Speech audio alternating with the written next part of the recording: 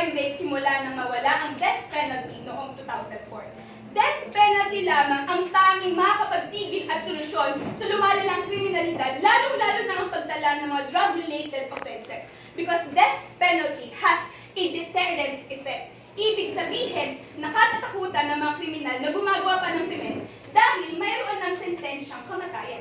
Ang isang life sentence ay katumbas lamang ng 40 years. 40 taon, 40 years. Sapat ba yung parusa para sa nagawa nitong kasalanan kung saan sa kulungan inakain pa ito ng 3 beses sa isang araw? Nakakatawa, nakakapanood ng paborito nitong telenovela, at ang iba pa ngayon, akala mo'y kondo ang kanilang mga kubol. Nasaan ang hustisya doon? Nasa 60 inches smart TV? Ano pa ang silbi ng panghabang buhay na pagkakulong kung ang parusang kamatayan ay para hindi na magtagal pa ang kriminal sa kulungan dahil hindi na sila makakalaya pa? Halimbawa na lamang sa New Bilibid Prison kung saan ang kapasidad lamang nito ay 8,500 inmates, ngunit sa taong 2015 ay umabot na sa 20,000 mahigit ang mga presong nakapiit dito. Kaya huwag magkakaila, huwag kayong magmamalinis na kahit isang beses sa buhay nyo hindi nyo nasabi na ang mga taong ganyan ay dapat nang mamatay. Dapat ay pinapakita na kaagad sa taong ito ang impyerno. Yun lang po. Alright, 3 minuto para sa ating interpolation.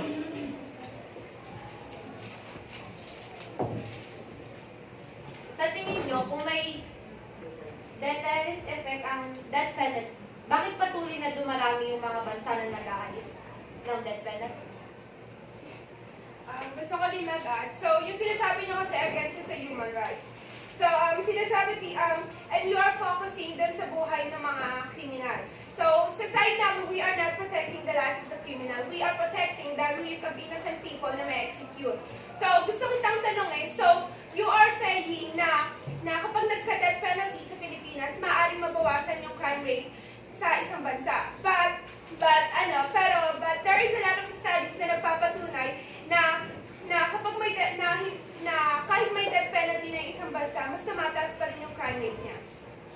Sa Singapore, may halong tulad natin, sa Singapore, meron silang death penalty. At ang Singapore ay isa sa pinakaligtas at safe na bansa sa buong mundo. Ibig sabihin, mayroon pa rin epekto ang death penalty sa isang kalagayan ng isang bansa. Kailan pa tayo magsisimula o magpapatupad pa ng death penalty kung kailan marami na bang namatay? Kung kailan ang mga akusado ay mas lalong napapalala ang kanilang mga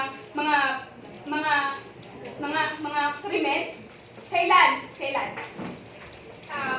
During the presidency of Macapagal Arroyo, they abolished the death penalty in the Philippines because it is proved and it is shown in the studies na that the crime rate didn't decline when imposed back again.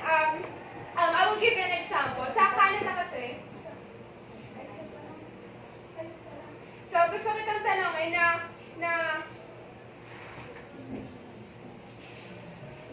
yung dun sa mga sinasabi ninyong studies, so paano nyo napatunayan na nakakatulong talaga siya ng sobra? Ayon sa makikita naman natin sa panahon ni President Marcos na sobrang baba ng crime rate sa ating bansa. At mahihahan rin tulad din natin ito sa mga nagdaang panahon pagkatapos alisin ang death penalty. Ayon sa Bill Rights ay lubhang napakataas na ng crime rate sa ating bansa. Kaya dapat lang na ibalik muli ang death penalty. Idadagdag ko, nasabi ko kanina na 6,000 mahigit ang naidagdag sa crime rate noong nawala ang death penalty sa Pilipinas.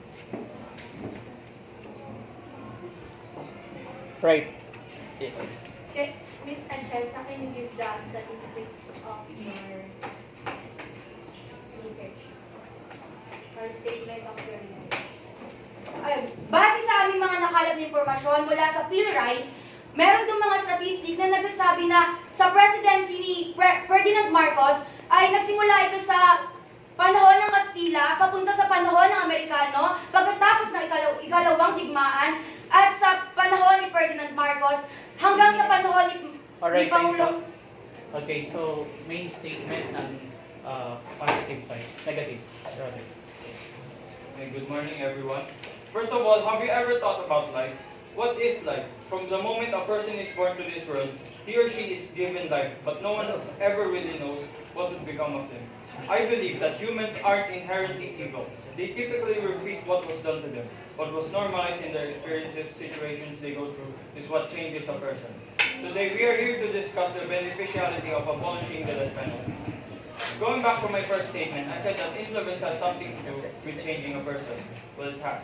I'm going to argue that implementing the death penalty would influence the society from within, giving the idea that if you do something to me, I get to do the exact same thing to you. In short, it creates a revenge factor which may not best serve justice, which in turn does not have a positive impact on homicide rates.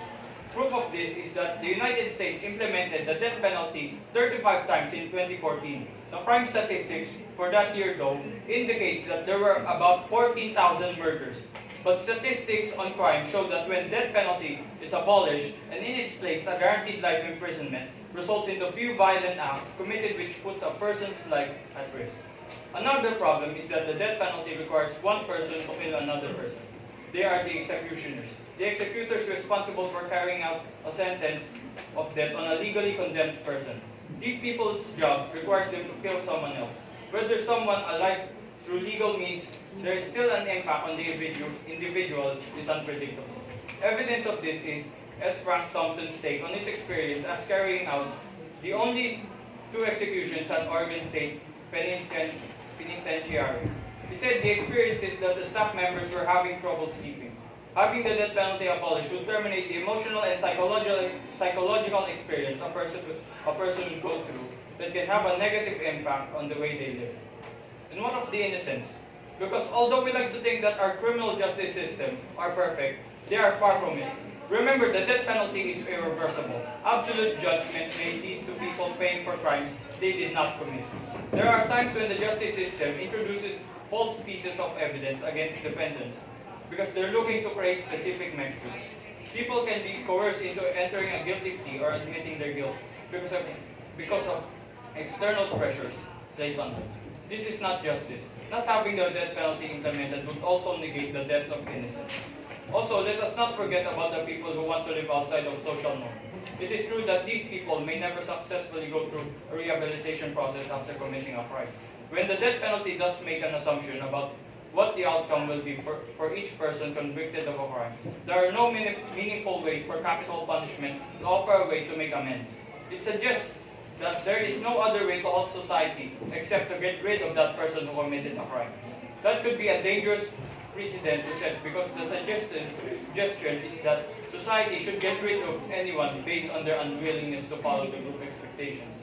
This means that the death penalty automatically assumes that the person in question cannot be rehabilitated. Without the death penalty, criminals are given a chance for rehabilitation and to change for the better. Today I argued about the disadvantages of the death penalty. It is for these reasons that me and my team firmly believes that the death penalty should be abolished.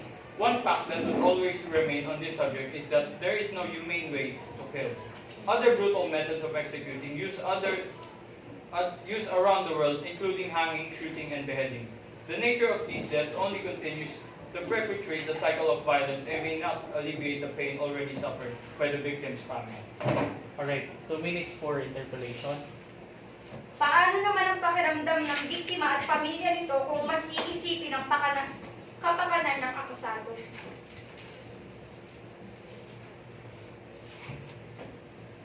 Porkit na-implement ang death penalty at kung naipatupad na ang death penalty, tas yung kriminal na namatay na dahil sa death penalty, hindi naman ibig sabihin nun, hindi lahat ng pamilya na yung biktima ng pamilya nabibigyan ng tamang justice.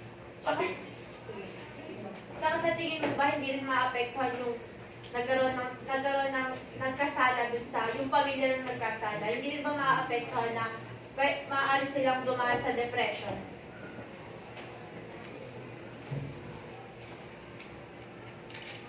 Yung pinipinpoint ko is paano yung pamilya naman ng mga naakusado.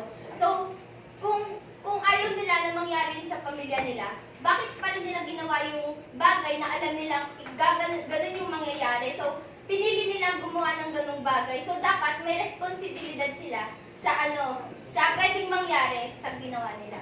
Pero hindi naman di ba lahat na nakakagawa ng kasalanan is sinasadya or hindi lahat ng naaakusahan is totoo. Kasi, di ba may mga tinatawag ng, may mga tao na hindi naman talaga nila ginawa yung kasalanan na yun, pero may mga tao na ginigiit yung ganong kasalanan. Ngunit ang pagpatay ay isang pagpatay. Hindi mo masasabi na ginawa lang niya yun dahil sa responsibilidad.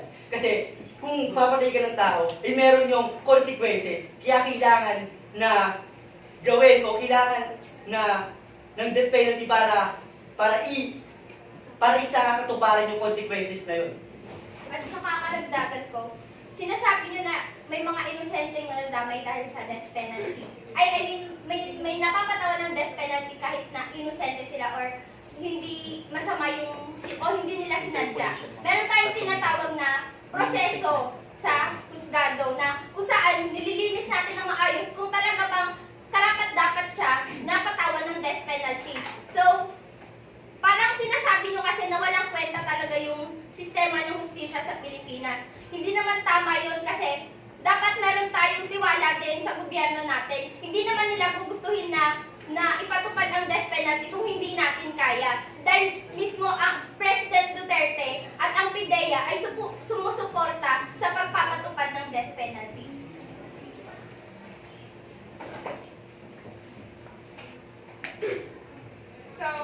So nagpo-focus kayo na sinasabi nyo nga na mata sa mata, ngipin sa ngipin. So para kayong naghihigante. So sa Pilipinas kasi maraming hindi nakakapag-aral, hindi nakakapagtrabaho. So are you going to kill someone na hindi nakapag-aral kaya naging kriminal? Ngunit ang pagpapatay Okay, ng parusang time's up. kamatayan. Time's up. Main statement ng ating positive side. Magandang araw sa inyong lahat. Kriminal, mga taong gumagawa ng krimen. Hindi na bago sa pandinig dahil tila araw-araw may krimen na nababalita. Ayon na sa sinabi ng aking kapartido, mas mataas ang crime rate ngayon kumpara noong termino ng dating Pangulong Ferdinand Marcos. Patunay na mas payapa noong may death penalty. Ang death penalty ay magsisilbing babala sa mga tao na gumagawa ng krimen. Kaya bakit ka matatakot sa death penalty? Kriminal ka ba? Oo, naiintindihan ko yung punto nyo kung paano ang mga inosente napilitan umamin dahil sa sapilitang paraan ng mga pulis. Ayon sa GMA News, base sa datos ng Philippine National Police, mula 2016 ay mahigit 2,000 na pulis na ang may kinakaharap na kasong administratibo. Oo, hindi natin maitatanggi na may pulis talaga nakawatan at abusado sa kanilang kapangyarihan. Ngunit ayon sa parehong source na GMA News, naglunsad na ng programa ang Philippine National Police para isailalim sila sa values formation. Inilunsad ng PNP ang kanilang Revitalized Internal Cleansing Program na layong tutukan ang values formation at spiritual development ng mga pulis. Dito'y pinapakita na may ginagawang aksyon ng pamahalaan sa mga abusadong pulis. Gumagawa sila ng aksyon upang iwasan ang ganitong mga pangyayari. Ayon sa datos ng EJ Insight, 1 out of 5 people are convicted but innocent. Kung ipapalagay sa limang tao na yun, isa daw yung inosente na napagbintangan at inosente. 4 ang guilty sa kasalanan. Isasawalang bahala ba natin yung 4 na guilty para lang sa isang akusado na naawa tayo dahil inosente? Masyadong nagmamalinis, yan ang problema sa mga tao. Ipinipilit niyo ang karapatang pantao para sa mga akusado pero hindi naman makatao yung ginawa nila. Iniisip niyo yung karapatan nila pero di naman nila naisip yun habang ginagawa yung kahayupan nila. Meron pang mga oportunista na habang ginagawa ang krimen, tuwang-tuwa. Pero pag nahuli ay nagpapaawa at ipipilit ang kanilang karapatan bilang tao. Awa lamang ang umiiral sa inyo. Pero paano naman sakit ng mga nabiktima at ng kanyang pamilya? Payag ka? Paglabas mo ng paaralang ito, gahasain ka at patayin? Ikaw namatay at pamilya mo ay nagdudusa tapos siya buhay at nakakulong lamang habang buhay? Nasaan ang hustisya? Lahat tayo may freedom of choice. Pinili nilang gumawa ng kahayupan. Dapat lang alam nila ang responsibilidad at ang kahahantungan nila. Pinili nilang kumitil ng buhay kaya dapat na buhay din ang kunin sa kanila. At naniniwala ako na dahil sa ipinaglalaban ng human rights, hindi niyo sila binibigyan ng chance o pagkakataon para sa pagbabago, kundi binibigyan niyo sila ng opportunity na makatakas sa consequence na dapat nilang matanggap. Marapat na naibalik ang death penalty dahil ito ang ating pag-asa na mawala o mabawasan na ang kriminalidad sa Pilipinas. Alright, 2 minutes, interpolate. 3 minutes, right? So, kanina sinabi mo na yung sa limang na-execute is isa doon yung inosente. So, sinasabi mo na hindi pinapahalagahan yung buhay ng inosente. So, asan yung justice sa ating bansa? So, nabanggit mo rin kanina to your research na tumaas yung crime rate simula nung na-abolish yung death penalty sa bansa natin. So, gusto ko na ipakita sa yung table, Ms. Miranda, na you are wrong. You're definitely wrong kasi meron kaming research na nagpapatunay na simula nung na-inabolish yung death penalty sa ating bansa is mas bumaba pa yung crime rate. So, what is the basis of your research, Ms. Miranda?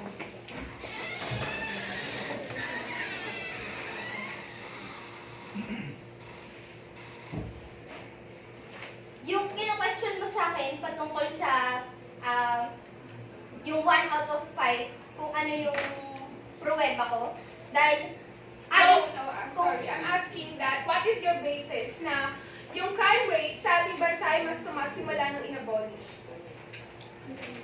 Kasi meron kaming statistical study, mayroon pa nga kaming table na pinapakita sa iyo na it is proven na mas bumaba yung okay. what's your source for that table? From what source? Paano namin masasabi na reliable yung table or statistics na binigay mo sa amin?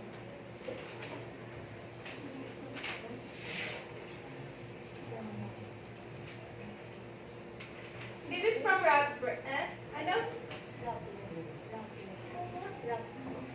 So this table is from Rappler. Are you so sure that Rappler is a legit source? Yes, because it is siya, kasali siya sa mga Sabi, ang Rappler na-issuehan sila ngayon na nagiging bias sila. Opinionated lamang ang kanilang mga binibigay ng mga impormasyon at pinapakita nilang mga impormasyon sa madla. So kung ngayon ang pagbabasihan natin, ngayon 'di ba? So ito nga is ngayon yung issue na yun is ngayon lang, pero itong data na to is nanggaling ng, hindi naman to ngayon lang din na publish nila or ngayon lang din nila na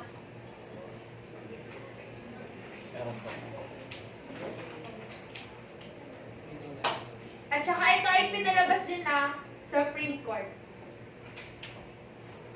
So, galing dyan sa source nyo, ang may issue nga ngayon yung Rappler na sila ay bias. So, bali sa aming mga nakalap na impormasyon na ang Rappler ay anti-Marcos dahil ang Marcos ay lubhang napakababa ng crime rate doon.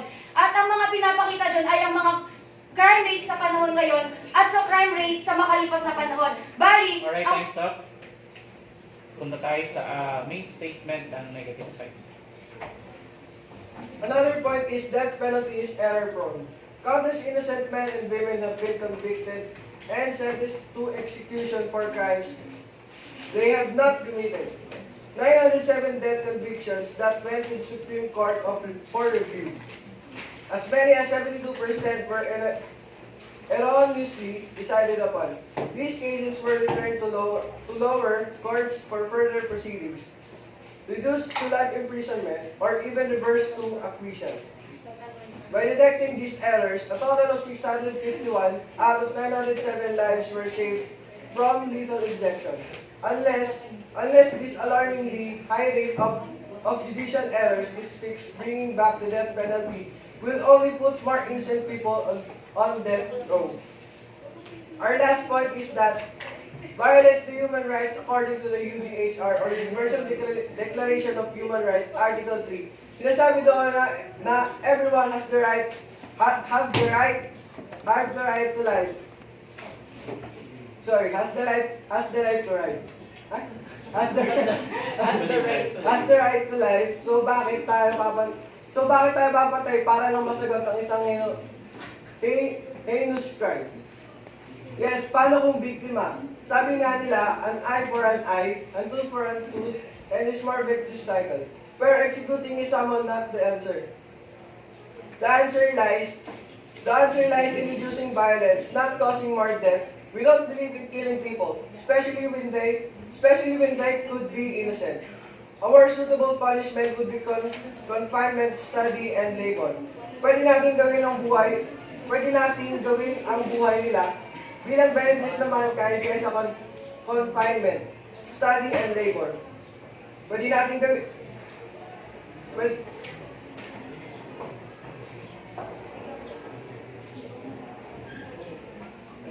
Alright, so 2 minutes for interpolation. Kanina nasabi mo na execution is not the answer. So, if execution is not the answer, what is the answer? Life imprisonment. Kaya nga mayroon tayo life imprisonment, di ba? Para magsisi yung isang mayroong kasalanan dun sa loob ng kulungan.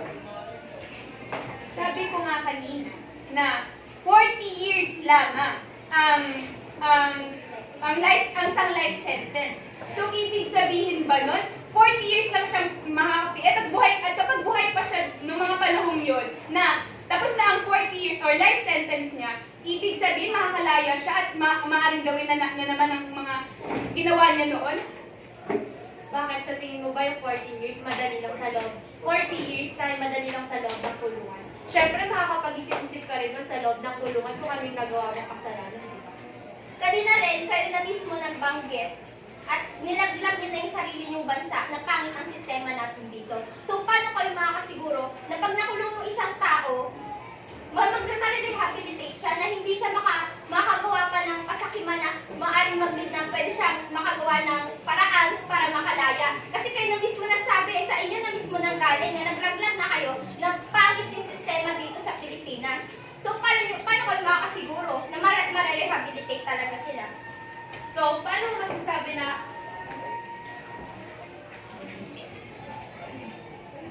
paano naman yung 72% na death conviction were erroneous or maling paghatol? This statement is from Supreme Court. Kaya nga tayo, kagaya nga ng sinabi ko kanina, meron tayong proseso ng tamang paglilitis o tamang proseso kung dapat bang hatulan ng isang tao ng death penalty. So, according to According to Manuel Pamaran, it is very rare to have an innocent conviction from former Sandigan Bayan President Justice Mr. Manuel Pamaran. Very, very rare daw yung case na yon. So parang masyado tayong nagiging sympathetic sa mga taong na nahuhusgahan ng mali. Pero paano naman yung mga taong totoong guilty? Kumbaga mas disregard ba natin yung malaking porsyento na totoong makasalanan para lang sa isang tao na naawa tayo? So yung mga tunay talaga na gumawa ng krimen na yun, hindi ba meron tayong criminal law philosophy na mas mabuting i-rehabilitate kaysa patayin yung tao? Kasi yung papatay tayo, it completely negates the principle of rehabilitation in society and respects for human rights. Alright, time's up. Time's up. So, main statement ng positive side. Magandang umaga sa inyong lahat. Death penalty. Palubha ng palubha ang mga nangyayaring krimen ngayon. Gaya ng murder, rape, plunder, possession of dangerous drugs, robbery, at marami pang iba. Ginahasa na ang biktima, pinatay pa. Hinold up na ang biktima, pinatay pa. Wala nang kinatatakutan ng mga kriminal, hindi lamang sa Metro Manila. Nangyayari ang mga karumal-dumal na krimen, kundi sa mga probinsya man. Hindi ka ba nababahala na mas lubha pang tumaas ang crime rate sa ating bansa? Ipinatupad ang parusang kamatayan simula pa noong panahon ng Kastila, Amerikano, hanggang sa panahon ng dating Pangulong Ferdinand Marcos. Ayon sa napakababa ng crime, ayon sa datos na mula sa PhilRights, nang may patupad ang death penalty, ay lubhang napakababa ng crime rate sa panahong ito, kumpara sa panahon ngayon na napakataas ng crime rate sa ating bansa. Kaya dapat lang na ipatupad ang death penalty. Batay sa isang pangyayari sa Lapu-Lapu City, Cebu, noong nakaraang taon, kung saan pinatay at ginahasa pang 16 anyos na taga-kolekta ng abuloy sa simbahan, pinagsasaksak ang biktimang si Christine Lee Silawan, makaraang gahasain. Pero hindi pa roon natatapos ang kahayupan ng killer, sapagkat binalatan pa ang mukha niya. Kawawang dalaga. Kinuha rin ng internal organs pati ang tenga ng biktima. May mga sugat umuno sa kamay at braso ang dalaga na palatanda ang laban nito sa mga lumapastangan. Ngit-ngit na ngit-ngit si President Rodrigo Duterte at ipinagutos sa manhunt sa killer rapist ng dalaga. Makalipas ng isang araw, nadakip ang suspect sa Davao. Suspect din ito sa pagpatay sa 60 years old na lalaki. Under House Bill 4727, drug-related will be punishable by death. Kitang-kita natin na ang lalaking suspect ay lulong sa droga. Dahil halos lahat ng gumagawa ng krimen ay gumagamit ng ipinagbabawal na gamot. At kung life sentence lang ang hinahatol, ay maaaring makapagpasok at makagamit pa rin sila sa loob ng kulungan.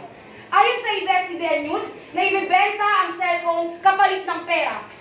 Kaya payag kayo na ang mga walang awang gumawa ng krimen ay patuloy nagdadagdagan ang kanilang ginagawang mali. Panahon na para buhayin ang parusang kamatayan. Kung hindi ngayon, kailan pa? Kapag sobrang daming inosenteng buhay na ang nawala, wala nang kinatatakutan ng mga kriminal ngayon. Lalo na kapag nasa impluwensya sila ng droga. Panahon na para pag-aralan ng mga mababatas na ibalik ang death penalty law. Ang death penalty ang nagsisilbing instrumento para matakot ang taong maaaring gumawa ng kasalanan. Ito rin ang natatanging paraan para mabawasan ang kriminalidad. Marami na ang hindi takot gumawa ng krimen. Dahil sa mababang paghatol ngayon sa bilangguan. Maraming walang kasalanan na sasayang ang buhay at mga walang takot na pumapatay ay dapat na matulan ng kamatayan. Buhay kapalit ng buhay. Buhay ang kabayaran sa buhay na sinayang. Yun lamang po. 2 minutes. So ano yun, kapag nakagawa bang agad ng kasalanan, hindi kaya nakapatay ka. Halimbawa, yung isang miyembro ng pamilya niyo na nakapatay siya ng kapitbahay nito, ano yung death penalty kagad papataw nito? Kaya nga tayo merong justice system. Dumadaan tayo sa legal na proseso. At hindi ito basta-basta lang. Sobrang tagal ito. Sasabihin nyo nga nabulok yung sistema sa akin. Ngunit ito ay dumadaan sa sobrang tagal na proseso. Ngunit kapag ito ay naman ay, kahit matagal ito, ay ito naman ay reliable para sa hustisya. Sinasabi mong buhay sa buhay. So imagine mo yung sarili mo na ikaw yung kriminal. Papatayin ka agad at ipapatong sa death row. So isipin mo ba na wala ka na bang karapatang mabuhay? Wala ka na bang karapatang magbago? Kasi iba yung layunin ng pagpatay at ng death penalty. Ang layunin ng isang kriminal ay pumatay at may masama siyang balak para dun sa kanyang bibiktimahin. While yung death penalty, ang layunin nito ay itama yung pagkakamali ng akusado at bigyan ng hustisya yung nabiktima at yung pamilya niya. So paano mo matatama kung na-execute? Like for example, isang inosente yung tao. Na-execute na siya, paano mo matatama? Kaya, yung paraan ng death penalty ay parang pagpuksa natin na sa isang kriminal upang hindi niya na magawa pa ang kasalanan na nagawa niya. Dahil nga sa prosesong ginawa natin at mahustahan man siya ng death penalty, dito lang napatunayan na dapat nang itigil pa kasi sobrang karimari-mari na yung pinagagagawa niya. Maati mo ba na if ever man na ikaw yung biktima, tapos yung pumatay sa'yo, makakapatay pa ulit ng iba dahil hindi naman siya napuksa. Ang nangyari lang sa kanya, nakulong siya at may chance pa na makalaya siya, tapos magagawa niya pa yun sa iba. So, imbes na matigil na yung kriminalidad na nagawa niya, nagkaroon pa siya ng pagkakataon para gawin ulit yun at makataas sa dapat na consequence na magawa sa kanya. At sa inyo na rin ang galing na ang naabulok ang sistema sa ating bansa. Sure ba kayo na kapag nakulong ang gumawa ng krimen, ay magbabagong buhay sila? Kaya nga may tinatawag tayong rehabilitasyon, di ba? Sa loob ng 40 years na yun, hindi mo ba maiisip na magbago ka? Napakaraming datos na lumabas na meron pa, kahit nakakulong sila, ay napakarami pa rin ang gumagamit ng droga at napakarami pa rin ang naipapasok dito na maling gawain. Kaya paano sila magbabagong buhay?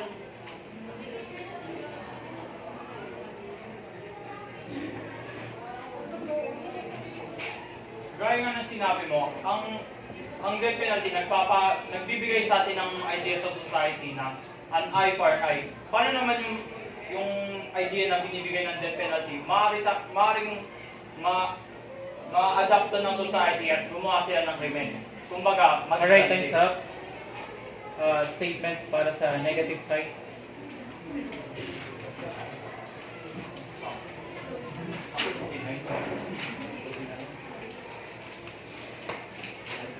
Magandang umaga po sa inyo lahat. Ang ideya na ang pagsang kamatayan ay alisin ang bansang gamot ay simpleng mali. Ang pagpapatuloy ng pagpapatupad ay hindi aalisin ang Pilipinas ng mga problema na nauugnay sa droga o makahadlang sa krimen. Ito ay isang hindi nakalimutan, hindi epektibo na parusa at hindi kailanman ang solusyon ay ang death penalty. Ayon sa aking pag-research, may isang bansa, ang Estados Unidos, na hindi gumagamit ng parusang kamatayan sapagkat pangkalahatan ay may mas mababang mga rate ng pagpatay kaysa sa mga estados na ginagawa. Ibig sabihin, may mga bansa na ang bansa nila ay hindi gumagamit ng death penalty at mababa rin ang krimen ng bansa nila. At ang parehong ay totoo kapag ang US ay inihambing sa mga bansa na katulad nito. Ang US na may parusang kamatayan ay may mas mataas na rate ng pagpatay kaysa sa mga bansa na Europa o Canada na hindi gumagamit ng parusang kamatayan.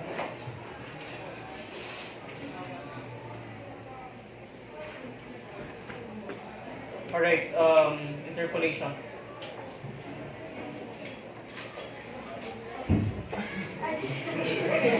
Ano yung ranking ng parte ng Estados Unidos na yun? Ano bang parte ng Estados Unidos yun?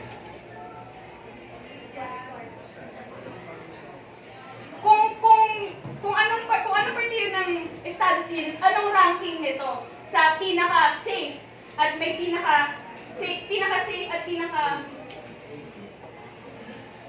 na crime rate sa buong mundo. Dahil ang Singapore,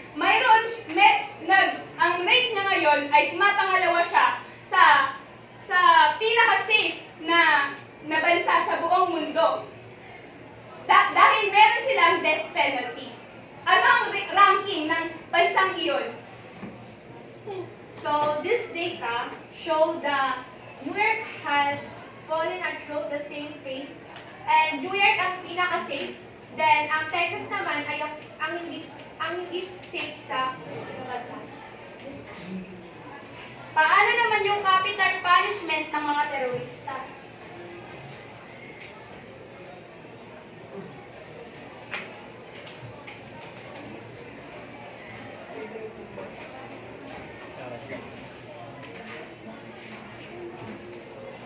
Ang terrorism ay galing ng ibang bansa. So, ang pinag-uusapan natin is yung sa Pilipinas. Sa Pilipinas din, na manggagaling yung death penalty, di ba? Sa ibang bansa, pwede niya din sila makatulad kasi sila yung terrorista na umatake sa atin. Ang dapat lang natin gawin is about sa ibang usapan yung terrorista na pagsalakay sa atin. Hindi mo pwedeng sabihin yan dahil ang Pilipinas kamakailan lang ay nakaranas ng terrorism. Naalala niyo na nangyari sa Marawi? Di ba terrorism yun? At sa Pilipinas yun nangyari. So dapat pa rin nating i-discuss dito kung ano ba talaga yung capital punishment ng terrorista kung hindi nyo gustong ipatupad yung death penalty.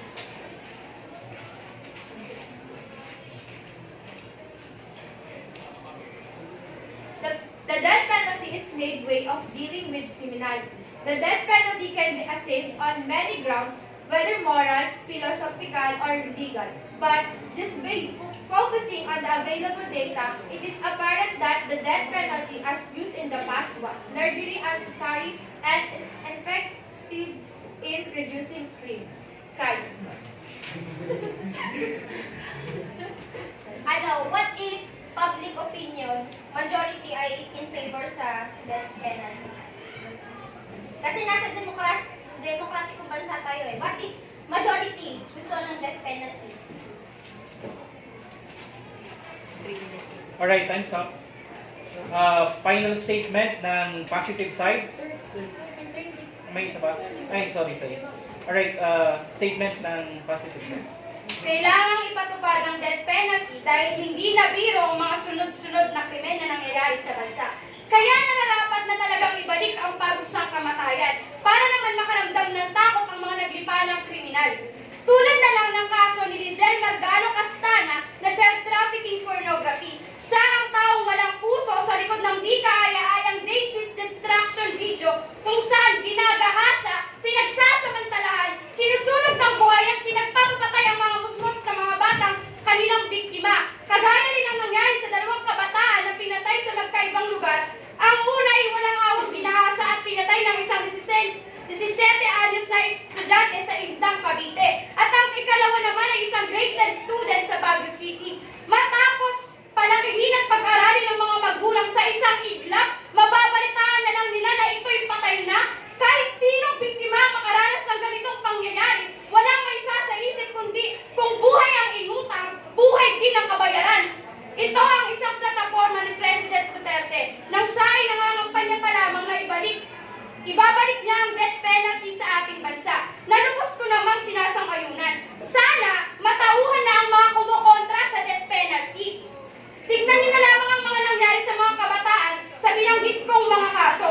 Sila ay walang awang pinatay dahil wala nang kinatatakutan ang mga pinagtatanggol niyong mga kawatan, rapist o kahit anumang uri ng kriminal. At para na lang silang pumapatay ng hayop, alam kasi ng mga kriminal na ito na kapag sila'y nahuli, pwede silang magpiyansa. Ang sabi nga sa Biblia, there should be an eye for an eye, na ibig sabihin kung anong kasalanan ang ginawa mo, yun din dapat ang matatanggap mo.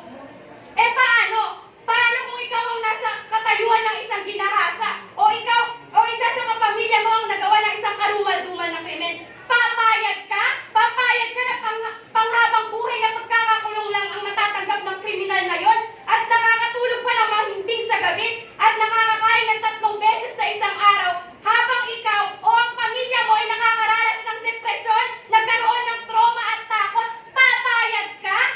Papayag ka nun na nakakangiti at humahalakak pa ang isang hayop na kriminal, samantalang ikaw umiiyak sapagkat sinira na nito ang iyong kinabukasan. Okay lang sa inyo, okay lang sa'yo. Nasa bawat araw may takot ka na nararamdaman? O sige, kung hindi pa rin kayo kumbinsido na kailangan ibalik ang death penalty dito sa Pinas, gawin niyong halimbawa ang sarili niyo at ilagay niyo sa katayuan ng mga ginawa ng karumal-dumal na krimen. Nang sa gayon maramdaman niyo ang sakit at hinagpis na nararamdaman ng isang biktima at pamilya nito. Batay sa inyo, gumamit kayo ng biblical na kung sino ang nagkasala ay dapat ding magkasala. Paano yung mga taong hindi naniniwala sa Biblia?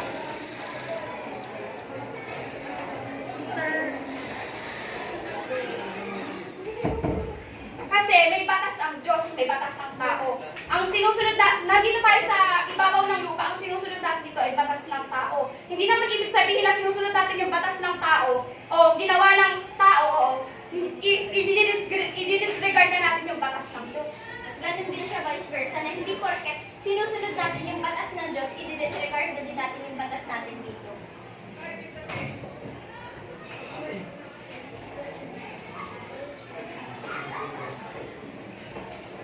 Pero di ba hindi lahat ng pagkakataon ginagamit yung batas ng Diyos? Dapat din na ginagamit natin yung batas na tao or human rights. Ikaw na rin nagsabi na hindi sa lahat ng pagkakataon, batas ng Diyos ang nasusunod. So, we have the law here in our world. Meron tayong batas dito na dapat sundin. At ang President Duterte na rin mismo ang nagsabi na siya mismo gusto niyang ipatupad ang death penalty at isa ito sa plataforma niya. Di ba nga may batas tayo na human rights? So, paano mo masasabi na kung ipapatupad ang death penalty, paano na lang ang human rights? Paano naman ang EJK? Extrajudicial killing. Ang extrajudicial killing ay illegal. Ngayon, kapag napatupad ang death penalty, magkakaroon ito ng mahabang proseso.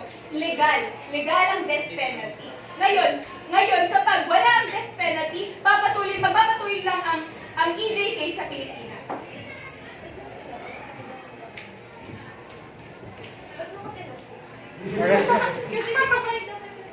Alright. Final statement. Tama ba? Final statement na? Hindi ba? May isa pa. May isa pa. Sige, Bangilan.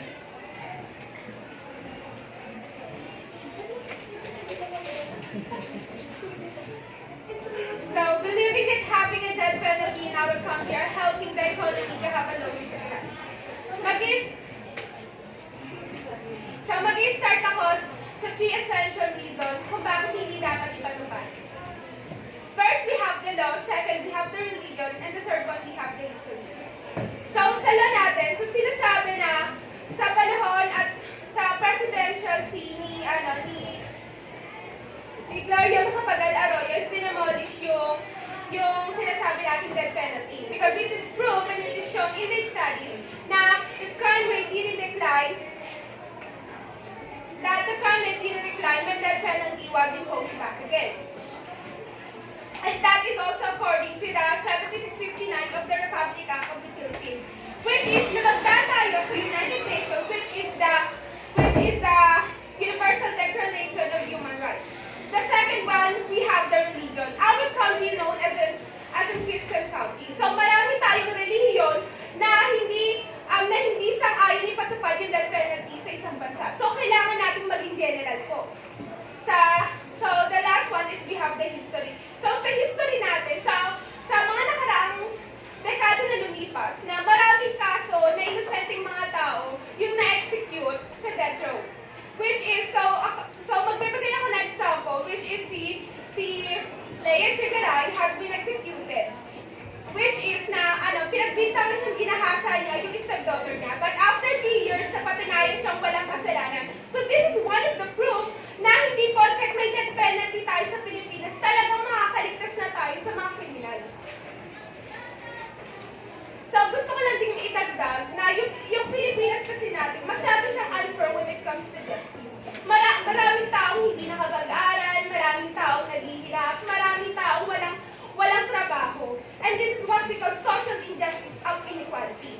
So, magbibigay ako ng example. So, merong mayaman na nagkasala at merong mahirap na nagkasala. Kung mayaman ka, mas may pera ka. Kung mahirap ka, wala kang pera. So, mayaman ka, mas papaboran ka ng Korte Suprema. So this is kasi, meron, sa death penalty kasi, meron nagaganap na diskriminasyon. Meron nagaganap na diskriminasyon because ito yung tinatawag natin na anti-poor. Na 95% ng mga tao sa Pilipinas ay hindi nakakuha ng taong magtatanggol sa kanila.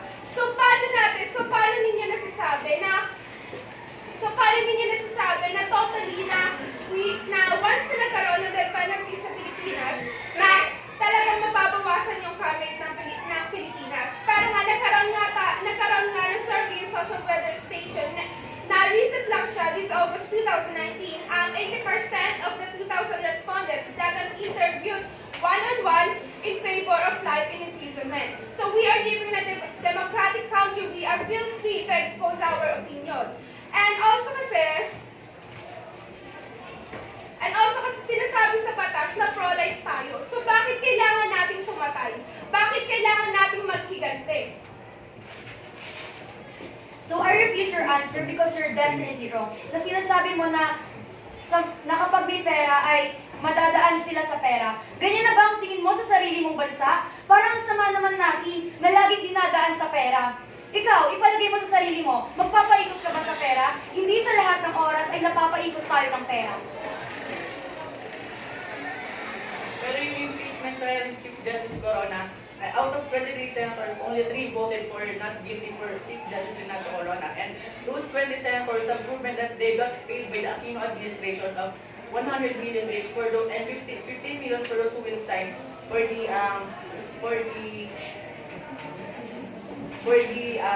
convict of Chief Justice Renato Corona. And do you see how easily we got manipulated by those influential people that even for that we will exchange, or for the sake of money, we will exchange the truth and the justice for our country. So you are stating that the justice system in the Philippines is really bad, di ba? So, let's think about this.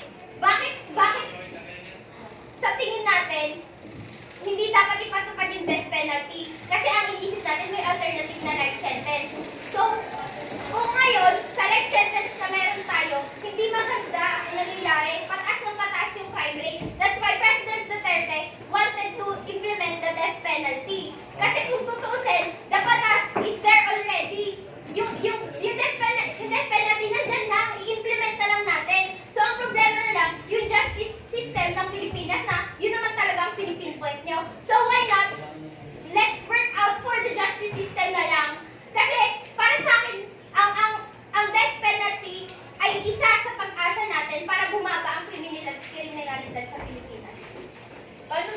nagsasabi na death penalty ang sagot.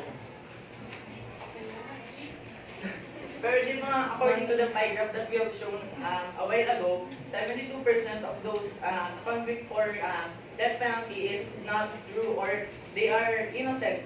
So if you will going to tell me that we should break out of our justice system, then bakit pa tayo mag-implement ng death penalty kung yung mga first world countries nga nag-abolish nun, just like the Canada, kasi it doesn't prove or there is scientific study show that there is no any deterrent effect of death penalty and it is not effective. And also, to prove that our justice system here in the Philippines is corrupt, our score na Transparency International is 34 over 100.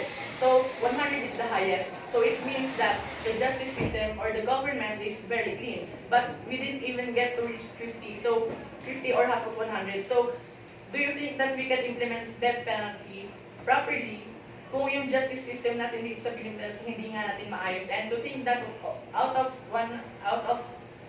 ilang countries na lang yung nag-implement ng death penalty and 140 countries na yung nag-abolish nun. So, majority is over 2/3 na ng buong mundo ang nag-abolish ng death penalty kasi nga it does not show any deterrent effect on crime rates and it is not a hope for Alright, time's up. Final statement, tama?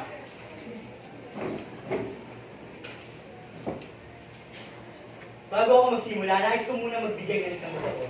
Yahalin tulad ko to sa isang nakamamatay na virus. Na kung hindi mo pupuksain yung virus na yun, ay marami pang taong mapapatay o mapapahamak ito. Tulad ng isang napatunayan na nagkasala sa karumaldumal na krimen. Karumaldumal na krimen. Nararapat lang na siya ay hatulan ng parusang kamatayan. Kung hindi makatawa ang kanyang ginawa, pagkulong lang ba ang nararapat na hustisya? Dapat bang bigyan ng karapatang pantao kung pangahayop ang ginawa niya? Kung wala silang takot o kaba na pumatay at magbaboy ng tao, matatakot ba tayong matulad sila ng parusang kamatayan? Kung hindi nyo ba napapansin, hindi nyo ba nakikita, palubhanan ng palubha ang krimeng nangyayari ngayon sa bansa. Dinahasa na pinatay pa. Ninakawan na pinatay pa. Pinagsamantalahan na pinatay pa. Hinold up na pinatay pa. Ng loob na ng bahay pumatay pa. Murang edad pa lang dinahasa na. Miskin kapamilya niya pinagsamantalahan siya. Sa kabi-kabi ng eskinita, marami nang nakikita nagdodroga. Hindi niya ligtas ang maglakad pag sumapit na ang gabi. Kahit pa nga umaga ay marami nang nadadali. Ilang bata pa ba ang dapat na makuha? Ilang buhay pa ba ang dapat na mawala? Ilang babae pa ba ang dapat maghahasa? Ilang pamilya pa ba ang kailangan umiyak gabi-gabi dahil sa karumaldumal na sinapit ng kanilang kapamilya? Ilang pang-abuso pa ba ang dapat na gawin? Ilang pang babawi pa ba ang dapat na sapitin? Kung hindi mapapatupad ang death penalty ngayon dahil hindi pa handa ang Pilipinas, kailan pa? Kapag puno na ng dugo ang ating bansa dahil sa pagpatay, kapag puno na ng takot ang mga tao lumabas mula sa kanilang mga bahay, kapag sa tuwing naglalaan ka sa gabi ay meron ka ng pangamba, kapag sobrang ng daming inosenteng buhay ang nawala, kapag wala nang kinakatakutan ng mga kriminal, lalo na kapag nasa influensya ng droga, kung hindi ipapapasa ang death penalty, ay mananatili ang karumaldumal na krimeng nangyayari sa bansa. Buhay kapalit ng buhay. Ngunit pagparaw ng parusang kamatayan ay hindi isang pagganti. Kundi ito ay hustisya na kailanman na kailangan natin. Hindi layunin ng death penalty ang pumatay. Bagkus bumuhay ng libo-libong tao na magiging malaya at wala ng pangamba. Mga kabag-aral, mga kababayan, mga kapwa ko kabataan, imulat natin ang mga mata. Ang nangyayaring karumaldumal na krimen ay nararapat ng matapos. If they proven guilty, then they must face the consequences. Kailangan ng bansa ang matiwasay na pumumuhay. Walang takot, walang pangamba, at mangyayari lang doon kung ang death penalty ay maipapapasa. Alright, final statement para sa negative side. We, the negative side of the death penalty, are not in favor of death penalty. Why? Because our justice system here in the Philippines is poor, tainted, and unequal. It favors only the rich and the powerful and disregards the weak and poor. Yeah, poor. And before, that is the problem was with us. We insisted on implementing death penalty, wherein, in fact, our justice system is not that good enough to implement this kind of drastic penalty. Next, I can give an example, or I will cite an example on how corrupt our justice system and biased is. If you know the Chong sisters case, Paco was convicted as the guilty in that crime, but Paco is taking an exam or not in the place where that crime happened, yet he was still sentenced to imprison. So, piles of evidences and witnesses and 40 witnesses come to Paco's innocent. But yun nga, sadly, because our justice system is not that good, nakulong pa rin si Paco. And next, we are a third world country. Imagine those first world countries who abolished this kind of penalties because they couldn't handle it properly. What more sa ating na third world country sa Pilipinas? Paano lang yung mga sinayad kong example doon? Katulad na lamang ng first world country ng United States. 100 innocent lives were taken dahil mali lang yung pag-execute nila or paghahatol nila dun sa mga taong yun. And next, yung sinayad ko rin kagaling ng example na sa impeachment ni Chief Justice Renato Corona na nagkaroon nga ng bayaran or bribery doon sa impeachment trial na yun, yun palang isang matibay na ebidensya na we can easily manipulate by other people with just the right amount of money that we need.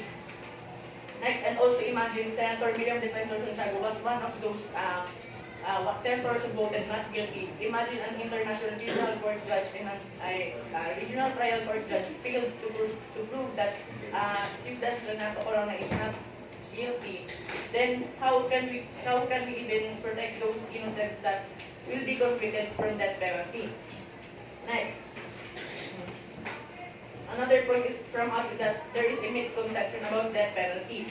A common misconception about this is that yung death penalty is deter crime rate, but there is no scientific or any study that shown that it deter crime rate. And also, as of 2015, 140 countries have abolished the death penalty, and most of those are the first world countries. Next, we believe that death penalty is also anti-poor because according to the study conducted by Catholic bishops of the Philippines or Catholic Bishop Press Conference of the Philippines, yung mga kadalasang nakakapulan ng death penalty ay yun yung mga nakakatanggap ng mas mababa sa mga mandated minimum wage ng gobyerno. Ibig sabihin sila yung mga nasa laylayan ng Pilipinas. Ibig sabihin, they do not have the capability of getting a lawyer that would defend them and would give them the right representation that they need to prove that they are not guilty. Next, another point is that penalty is error prone. As we have shown from the pie graph that we presented to you a while ago, 72% yung mga nasentensya ng death penalty pero innocent naman pala sila. Our last point is it violates the human rights. Article number 3 and Article number 5. Wherein Article number 3 states that everyone has the right to life. Yes, what about those victims who have been victimized by murder or heinous crimes? And also you've said that an eye for an eye and a tooth for a tooth. But it appears to us that it more of a revenge than a justice. Because how can you seek justice with death? And next, Article 5 states that no one should be punished by inhuman act or inhuman punishment. So do you think na hindi inhuman yung death penalty? Wherein most of death penalty is act or taking life or the national TV. Next, we believe that na yung criminal law of philosophy na mas may para na may hindi human way na natapusin natin yung buhay ng isang tao. Kumbaga, mas gawin nating benefit yung buhay ng isang tao sa mankind kung saan pwede pa natin silang pag-aralin, pagtrabahuin para mas makatulong sa ekonomiya. Alright, time's up. And Okay, so congratulations to both of you. Total na lang po yung kay Sir total. Alright, so while waiting for the result, bibigyan natin ng panahon na magsalita yung ating mga hurado kung ano yung mga binigyan nila ng kahalagahan dun sa ating ginanap na debate ngayon. Sir Libres. Thank you, sir, for inviting me. So,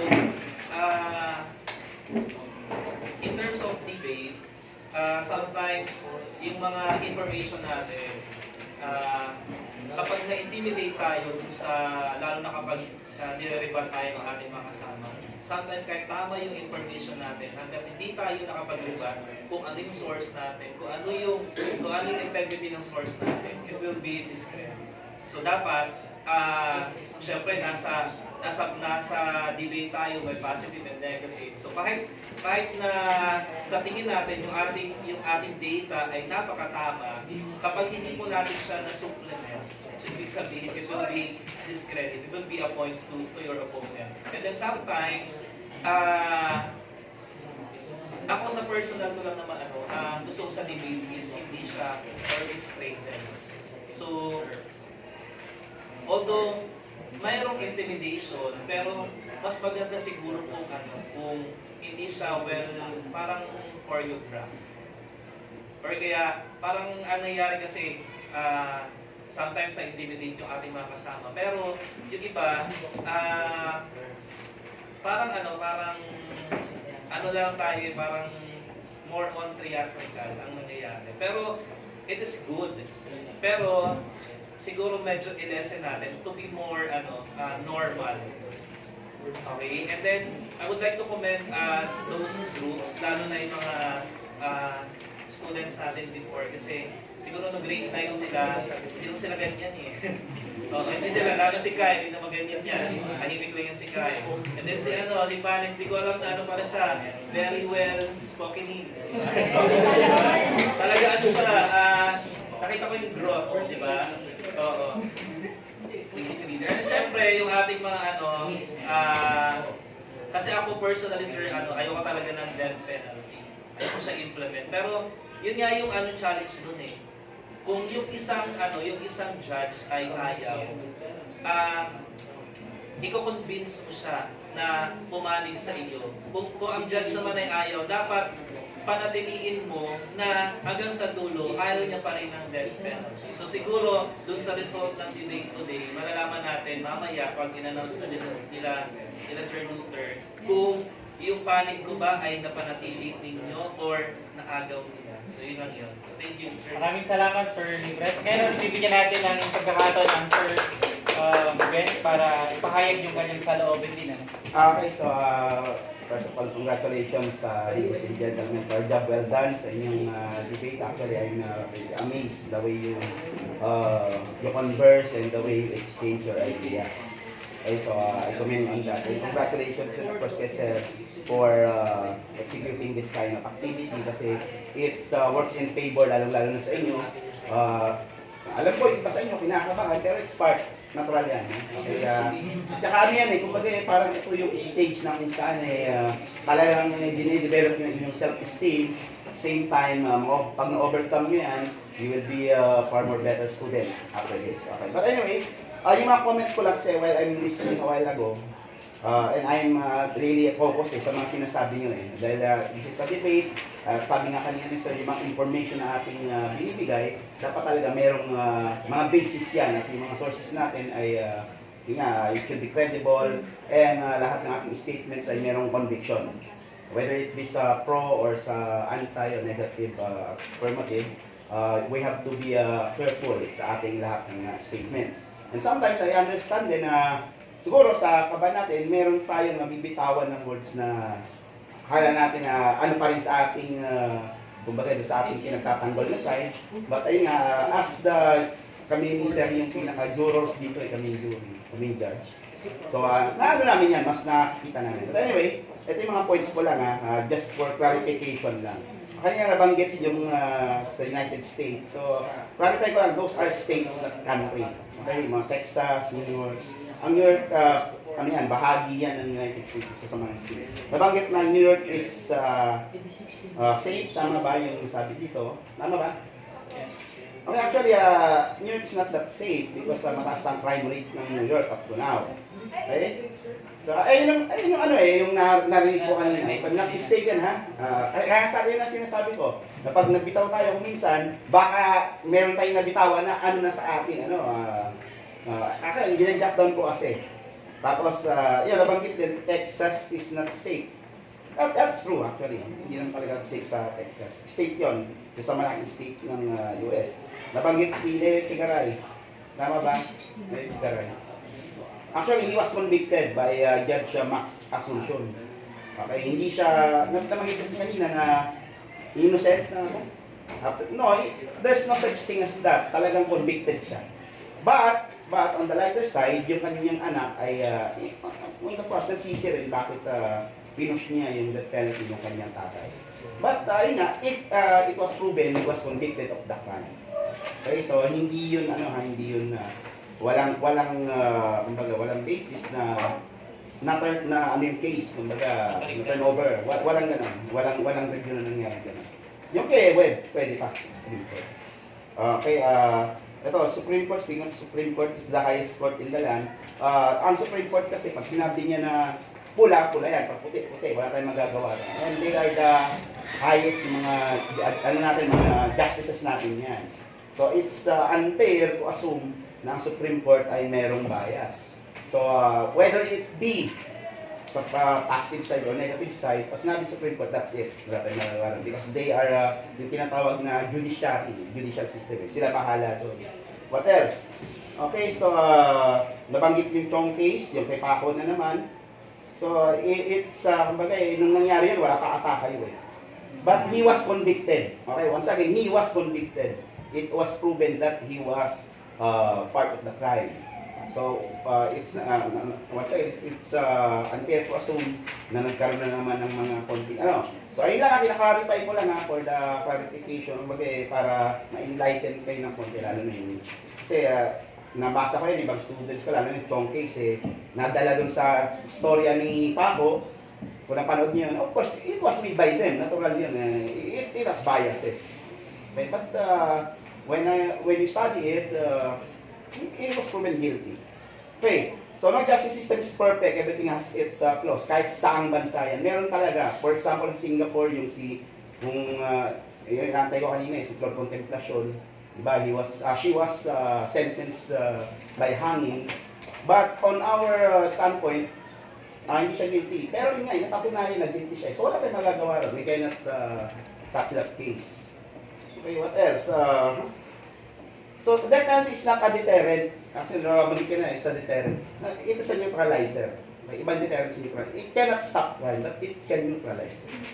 And nabanggit si BCP study, natural may prejudice kasi ayaw nila sa death penalty. So lalabas sa study nila na ganun. Okay, so yung sinabi ni Sir, pagka maggamit tayo ng source, natural yun, it will work in favor doon sa standpoint ng CBCP because they are against death penalty kahit yung panahon. Okay, so, and the last, nabanggit yung Article 5. Ano ba? Kasi after this article, I think it's Article 3, Section 3. No one shall be deprived of life, liberty, property without due process of law. No, any person shall be denied the equal protection of the laws. Ayun nga nasa Article 3, Section 3. Kaya yung death penalty, yung sinasabi ron, it's legal. It's legal. But it has its kumbaga process, due process, bago mga sentence ng tao na death penalty, so be it, whether it be para sa iba, he or she is innocent, but of course, kailangan mag-flow ang justice system natin. Okay? So yun lang yung mga points na ko dun sa inyong debate para nagkaroon lang ng konting clarity. Okay, thank you. Alright, maraming salamat Sir Ben sa clarification natin. At least na tayo, liwanagan tungkol dun sa ating mga napag-usapan ngayong araw. In fairness sa debating ito, Sir, one day lang yung kanilang preparation. Sinabi ko nung Monday yung kanilang topic, no? Then ngayon na agad yung kanilang debate. So, I congratulate this group of students na nakapag-prepare ng ganyang kaganda, although limited time yung binigay sa kanila. Maraming salamat. So, ang nanalo sa araw na ito ay nakakuha ng 7.7% ay nagmula sa positive side. Nakakuha kayo ng 7.2%. Okay, so dikit lang yung ilawan ng 5%.